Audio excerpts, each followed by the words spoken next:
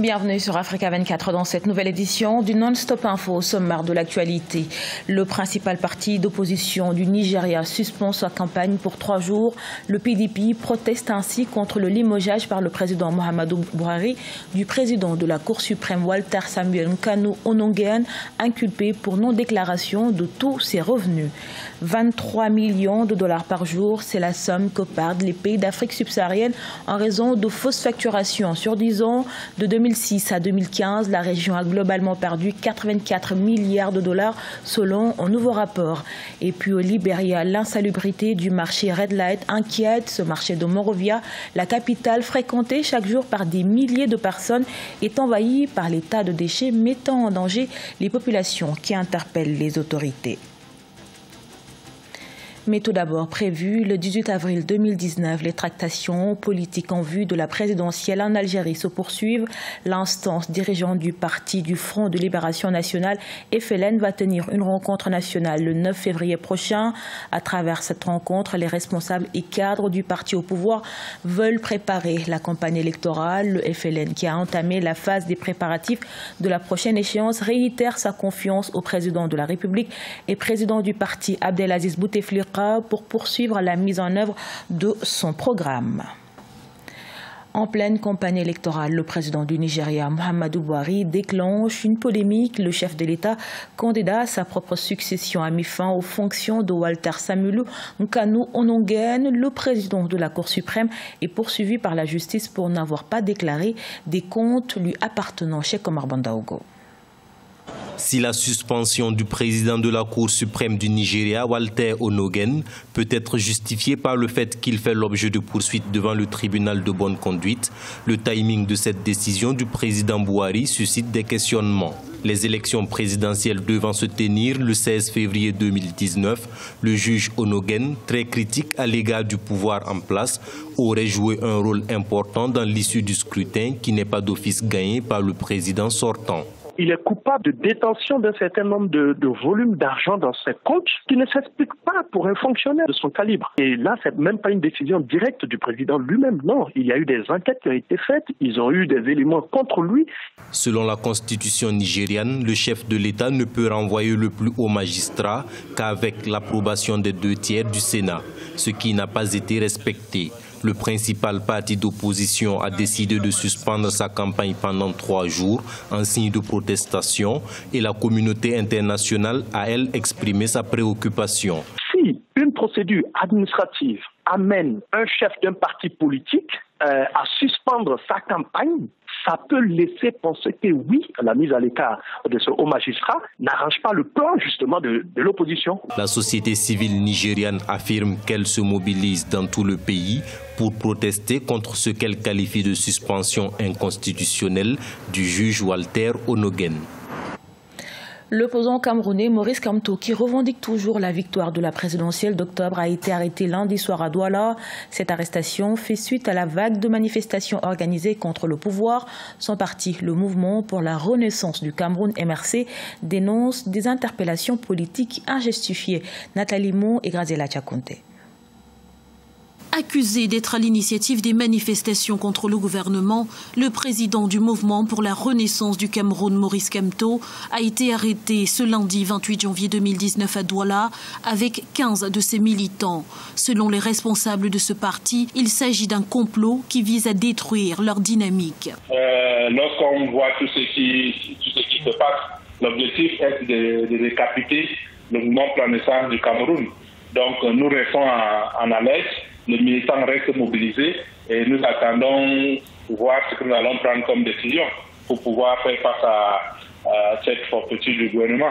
Le samedi 26 janvier, le MRC a organisé des manifestations pour dénoncer le résultat de la dernière présidentielle qu'il qualifie de hold-up électoral et également la gestion de la crise anglophone. Ces manifestations interdites ont été réprimées par les forces de défense. Selon les juristes, le MRC s'est exposé à des poursuites judiciaires en organisant des manifestations publiques illégales. Oui, parce que à ce que je sache, ils ont annoncé leur marche et la marche avait été interdite par certaines autorités administratives. La loi 92 10/56 justement portant sur les partis politiques prévoit la possibilité de suspension par le ministre de l'administration territoriale à l'article 17 et même de dissolution à l'article 18 en cas de troubles graves engendrés par un parti politique. Le professeur Maurice Kamto continue de revendiquer sa victoire à la présidentielle du 7 octobre 2018. Les motifs légaux justifiant son arrestation n'ont pour l'heure pas été communiqués. L'Angola prépare son retour sur les marchés financiers. Ce serait la 3e fois depuis l'arrivée au pouvoir du président João Lourenço en septembre 2017 que le pays se tournerait vers les marchés financiers. En mai 2018, l'Angola a levé 3,5 milliards de dollars.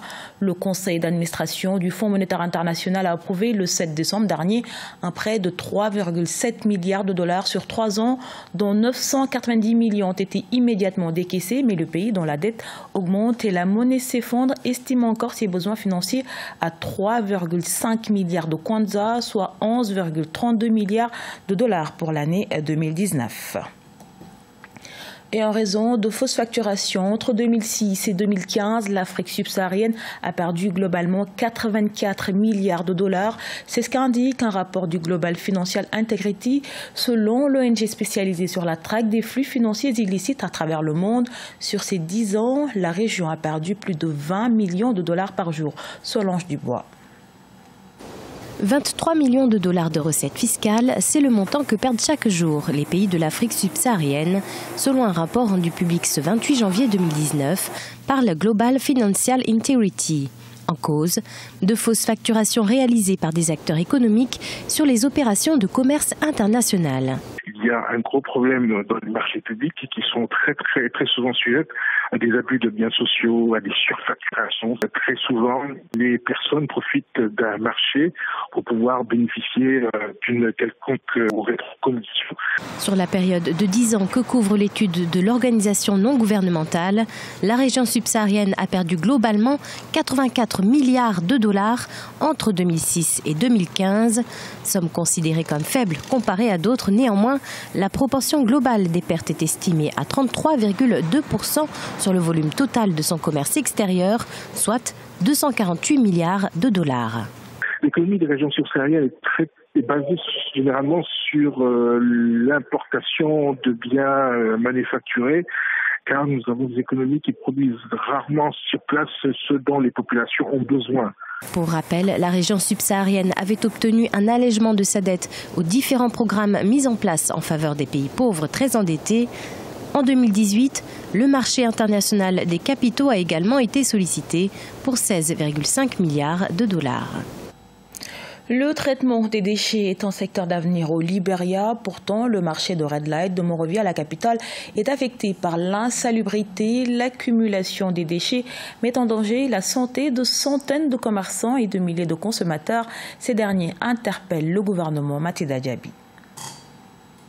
Des tonnes de déchets continuent de s'accumuler dans les allées du marché Red Light. Situé au cœur de Monrovia, la capitale du Libéria, ce marché est fréquenté chaque jour par des milliers de personnes et crée du travail pour des centaines de commerçants. Mais depuis juin 2018, les ordures qui s'y accumulent mettent en danger la santé de ces visiteurs.